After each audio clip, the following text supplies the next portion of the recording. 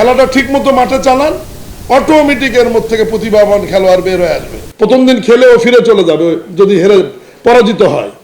3000 টাকা করে আমি দিতে চাইছি। খেলাধুলা রাজনীতি একই জিনিস। রাজনীতিতে যেমন আমরা মিটিং মিছিল লড়াই সংগ্রাম করতে করতে 300 জন প্রতিভাবান বের হয়ে আসছি এমপি হিসেবে, এর মধ্যে আবার 50 জন মন্ত্রী বের হয়ে আসছি।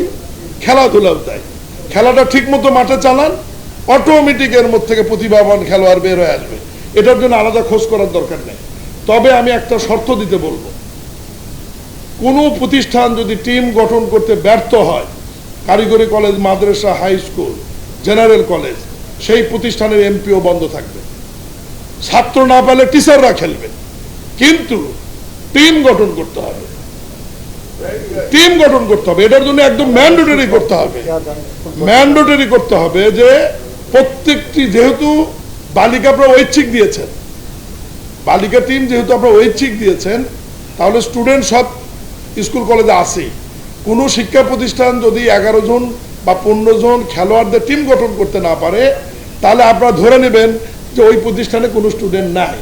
তার মানে ওই প্রতিষ্ঠানে আপনারা তদন্ত করারই দরকার নাই, এখান থেকে বসেই এমপিও না, এটা খুঁজে বের করে, এটাই মুখ্যম সময়। এটাই হচ্ছে মুখ্যম সময় আপনাদের। এবং এই খেলাটি আমি মাঠ পর্যায়ে ইতিমধ্যে মিটিং করেছি, চেয়ারম্যান এবং ইউনুসহ আমি একটা প্রাথমিক মিটিং করেছি। আমার মনে হয় যে এটা একটা তরঙ্গের মতো তৈরি হবে সারা বাংলাদেশে, এবং প্রত্যেক উপজেলা লেভেলে 4টি-5টি মাঠে যেন এই খেলা অনুষ্ঠিত হয়। একটি মাঠে হলে আপনি টাইম কভার করতে পারবেন না, কমপক্ষে 4টি মাঠ আপনারা উল্লেখ করে দেবেন, কমপক্ষে 4টি মাঠ।